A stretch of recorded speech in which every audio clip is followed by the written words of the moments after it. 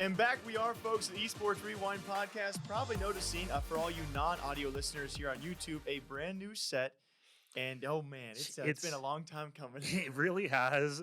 You guys don't even know. If you are longtime fans of the podcast, you might have heard us teasing something big For coming. a long time. Yeah, since like, how long has it been? Maybe February, 3, March? 4, 5 months, ever since this pandemic. Yep. So for all of you non-audio listeners, we still love the audio listeners, of course, but for all you YouTube listeners, we have a lot in plan still. This is only one of the announcements, but huge shouts, by the way, to Zan, Pete, our boy out there, our utility man, for putting all this together. I've just been making videos. They do the hard work and have set up this gigantic gamer cave. Well, we appreciate you being patient with us, and that's how we were able to get this nice old arcade cabinet in here. This is going to be how we settle all of our debates from now on. Sucks. Matches of Street Fighter. I have no chance. But either way, let's get it into it. Zan, you want to hit him with that fat intro like per usual? Yeah, let's do it. As always, guys, thank you for tuning in. You can find us as part of the Prediction Esports Talk Show Network on Spotify, iTunes, wherever you listen to your favorite podcast, just like us, the Esports Rewind. Shout out to our audio listeners. Thanks for tuning in. You can find us on YouTube at Esports Talk. Yes, you surely can. Let's get it, guys. The first podcast in the brand new room. And what better way to kick off the new room, new podcast than a brand new topic, something going on for the last 15 months, right? Okay. This thing been in production for 4, this lawsuit taking around 15 long months. Now you know exactly what I'm talking about. Yeah, we're on the same page. Man, oh man, the whole FaZe Clan Tfue situation, something we've broken down time and time again. Tons of journalists and reporters have been updating us. Richard Lewis, of course, updating us as much as possible as the litigation and legal suits were underway. And now officially, as of this week as well, a short statement is all we got. And apparently FaZe Clan and Tfue have now settled and parted ways. The biggest one and biggest takeaway, obviously a lingering question, who won? Yeah, that's hard to say. I mean, especially because we know so little about the stuff that happened behind closed doors. A lot of people have theorized that Tfue had a stronger case here. Yes. And so they're thinking that, hey, maybe Tfue might have been like, FaZe, I'm about to take you to the cleaners, so maybe let's just calm down and settle things. Yeah, it's super tough, though, because obviously, let's be honest, we know very little legally speaking about how this case was going. I've talked to FaZe PR, and of course, they're going to tell me that they had a much better case than public perception, was putting out there. Public perception, I would say more so, besides a bunch of FaZe fans, was that Tfue had a strong lead in these cases to come away with some big money. Now, obviously, with this settlement, that means another big headline. Tfue is no longer with FaZe Clan, but it does, oh man, it makes you want anything leaked, right? Yeah, about absolutely. Who won, how much they won, how big this suit was all in all. It's kind of ironically timed because this was the biggest lawsuit ever in gaming and esports, and during it, we have Dr. Disrespect situation pop out. So, which may become the next biggest lawsuit in esports and gaming. I think monetarily it almost has to be based on what he has said. It's a big contract in his own words. But now I guess we'll leave it on another lingering question. Does Tfue join another esports organization? Or does he start his own? Which... Please, either one would work out for me. If you guys don't remember, a long time ago, it was actually Tfue saying, nope, he just wants out of FaZe Clan, wants to be on his own. So we expect those sponsorship deals and endorsements to come rolling in. But Tfue and FaZe Clan have officially parted ways. All right, Jake, this has been an evolving story that has recently come to a head in, I'd say, the past week or so, as chess has truly made its footprint in the esports and gaming industry. It certainly has. It's been a long time coming. We talked about how much chess has risen in popularity a couple months back on the podcast, how esports chess had become a thing, and we were having a lot of fun discussing how casters may cast a chess match. You do this. You do this all the time. Yeah. You nail these categories before they happen. Fall Guys we talked about last freaking podcast. Yeah, you were the first person to tell me about chess being a rising esport. I would say this one a bit more obvious to be a rising esport. It does have, I think at the end of the day, chess has a lot of components of what we find in our favorite esports games. It's got the strategy, it's got the meta, it's got the grid-based system, much like auto chess or TFT. So I feel like it's like an easy onboarding point for many esports fans. Yeah, and unlike traditional sports, it takes a lot less physicality, right? Exactly. So it's a lot of mental, it's a lot of tactical things that a lot of people want to at least try. It's easy to play online, so it's actually functional in the middle of a pandemic. Yes. So yeah, there's a lot of things chess has going for it. And in the past couple months, it's truly exploded. Twitch has had a partnership with chess.com since 2017, I believe. And it's still been a relatively small section of Twitch. And only recently, with largely thanks to Hikaru Nakamura, I believe his name is. I apologize That's a if I tongue mispronounced twister. that. He knows it too. Yeah, yeah. But I mean, yeah, his blow up on Twitch, he was a large part of why that category is now taken off as well, for sure. Absolutely, and he is a beast when it comes to chess. He is like, let me read down the list of accolades. Oh, dude, like, yeah. we have a video out probably by now as well. I was trying to memorize the accolades. Yes, it's so much here.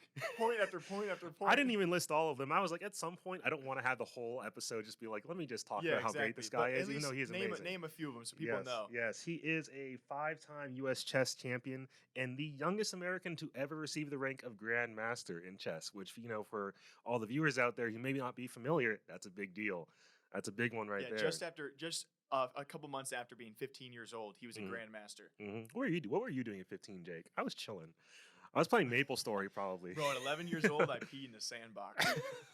Which isn't 15, but well, close enough. I mean, it just goes to show the mental comparison between a guy like Hikaru and me is just so far off. Yeah, and you gotta admit, Hikaru really knows how to leverage his newfound popularity, how to truly show what makes him unique and special, as he's coached several high-ranking members of the esports industry in XQC. I think the Botez girls. I mean, it's crazy because Olympiad gold medalist, I think as well. Now the #1 blitz chess person in the world. Yeah. So it's just crazy to see his accolades keep on going and going. And also what you said, he's a lot more outspoken than you'd think. Absolutely. For a chess character. That's no offense meant. I think a lot of gamers are meant to kind of be perceived as timid or shy. He's not. He knows how good he is. And just like you said, so many tangents. Yeah. He's the #1 here, achievements here. He can coach it. So many different, of course, why the category is blown up is he brings so much to the table, and there's so much diversity of content he has also brought with it. And that's why I think TSM signed him. Like, it just makes sense. Oh, absolutely. All the sense in the world, because if you're going to get the #1 guy in chess in the U.S., essentially, right? And not only that, but he has a great personality to boot. I think what we see a lot with pro players in League of Legends or Overwatch is they don't necessarily have the same level of success when it comes to demonstrating their personality and their character off the field as well as on the field, Yeah. And that's truly important in today's world. I think especially with Twitch becoming more and more competitive, live streaming as well, you almost, of course, it's been a common debate where you have the personality or you have the skill. If you have both, he is that combination. That's a done deal there. Yeah, and so I think it makes a lot of sense. We're going to keep on seeing what crazy signings are coming. TSM, well done. And Hikaru, best of luck inside TSM for chess. Crazy times.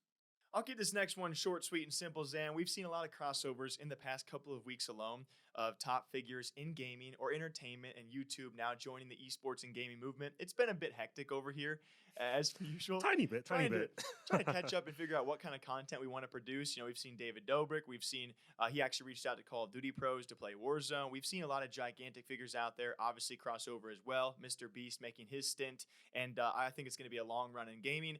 A quick section out there because I think rappers also and artists love esports, especially as this past week, a lot of information coming to light, information already out there. We actually had Wiz Khalifa tied to the Pittsburgh Knights. They had a partnership with APE, that's Absolute Power Esports, who is apparently invested in by one of the world's biggest Korean rappers, Sehun. Yeah, very quietly. And of course, in our side of the world's culture, a lot of people probably do not know that name, but he's big, if not bigger than Wiz Khalifa. In that side of the world, I mean, it's gigantic to see these kind of partnerships line up. So those two, Wiz Khalifa, Sehun, kind of together in partnership with the organizations they invest in, trying to get an LCK spot. I believe that did fall through. We also found out most recently this past week with some 100 Thieves drama. Shouts to the Thieves. We love you guys. You keep the lights on around here most of the time. Actually, Pusha T and alongside him, Logic, investing into Chaos Esports Club, mainly known for their CSGO roster, but another string of rappers and artists, I should say, entering the esports scene, which is just, it's baffling. It's baffling, but it makes all the sense in the world. I was actually listening to a podcast with T-Pain recently where he was talking about, hey, everybody in rap, most of us love games. Yeah. And in previous years, they'd have to be quiet about it because gaming wasn't cool. You were lame if you were gaming, if you were really into esports. And now that esports and gaming is popping, they're all coming out of the woodworks and being like, hey guys, I'm just like you. I've been gaming for years. Yeah. It's just been on the down low. And it's great to see all these people be able to come to the public light with this type of thing, express themselves in this way. Yeah, totally agree. It's just really cool to see the crossover. In case anyone was wondering, the 100 Thieves beef, apparently Pusha T and Drake, who invest in 100 Thieves, Their beef goes back years and years and years.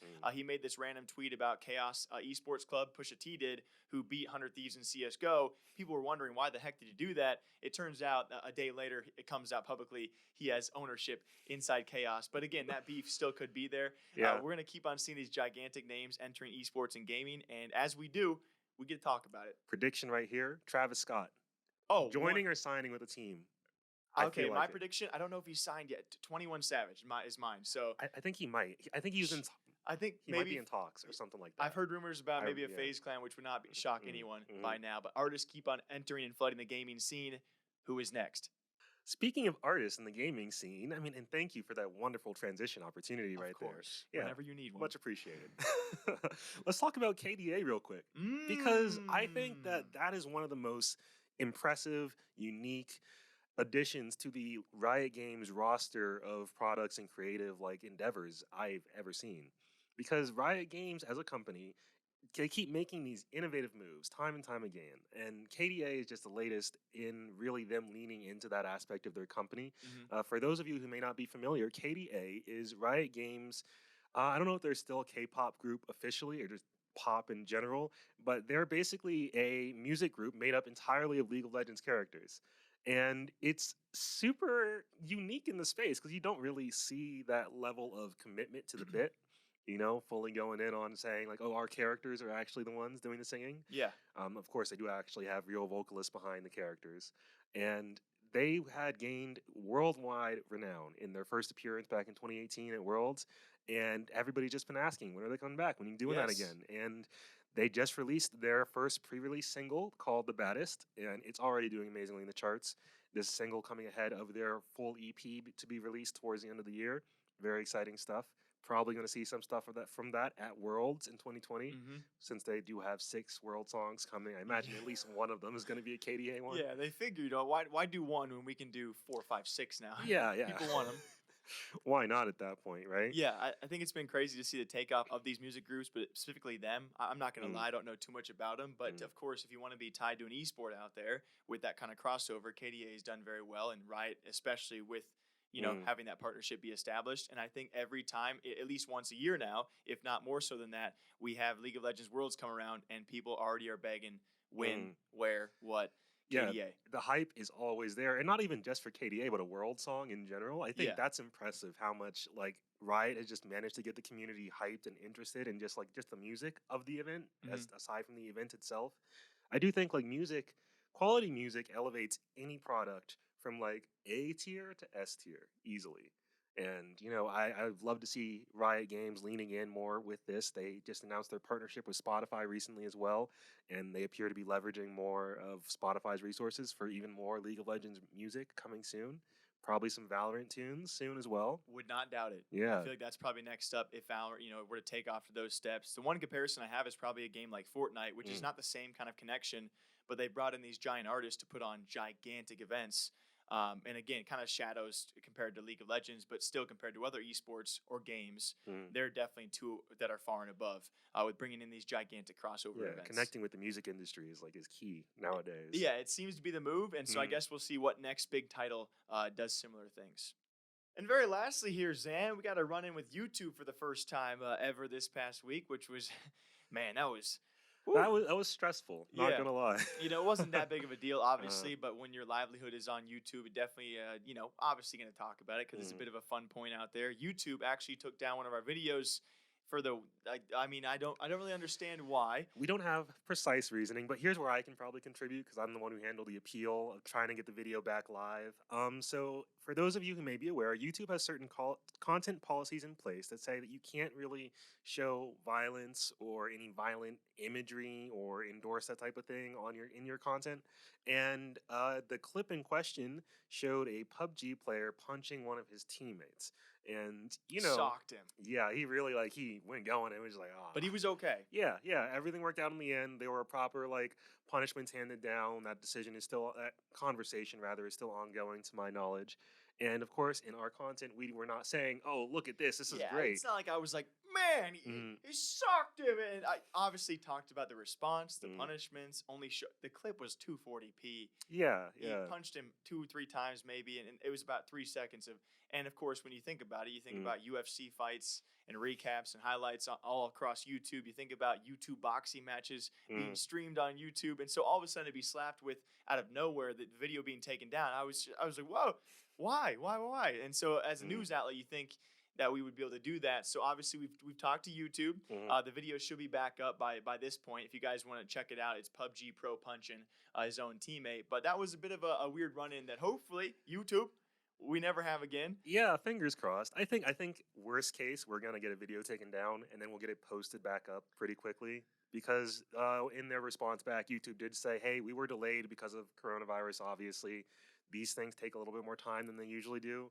So hopefully we don't have a video go down for longer than a couple minutes." Yeah, and hopefully this got maybe this opened their eyes. They're like, "Oh, that's esports talk." Sometimes they're gonna have some violent clips. Very rarely. I've never seen this before. Never talked about it before. But hey, ironically, our first fight with YouTube, I think it's a draw because they still took it down, and we have to repost it later. So either way, YouTube deletes the video. That video now back up, and hopefully not going to happen again in the future.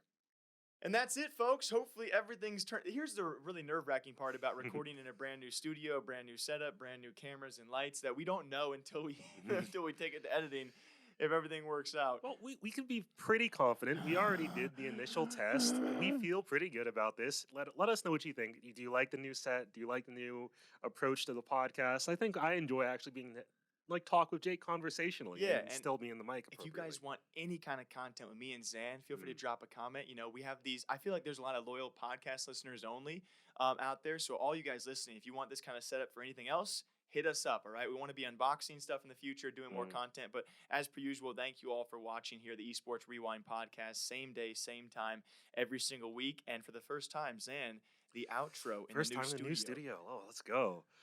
So that's that, boys and girls. As always, you can find us as part of the Prediction Esports Talk Show Network on Spotify, on iTunes, basically anywhere you find podcasts. Listen to us on the go. Go support us over there with a download. We always appreciate our audio listeners. Thanks for tuning in. You can also find us on YouTube at Esports Talk. We've got a website as well, esportstalk.com. We have a bunch of other news that we don't get to cover on the channel, but we like to talk about still, And then you can also always reach out to us on Twitter at talk_esports or on Instagram at esports_talk. We love hearing from everyone. We do read each and every single message out there. So believe us, it does mean a lot to us when you reach out. Don't forget to support the channel with a like, a comment, a subscription. If you enjoyed the content, it really does actually help us a lot. Those numbers do matter. So, thank you guys. Big things coming soon. Yes. Now that this is finally out of the way, I can shift this huge portion of my attention that was going to just making sure we dot all our I's, cross our T's, getting the new set together. Now we can focus on some of the other great things we have planned. Yes, moves are being made, and it's thanks to you guys watching. But until next time, we hope you all enjoy. Take care of yourselves, gamers. We'll see you back here sometime soon.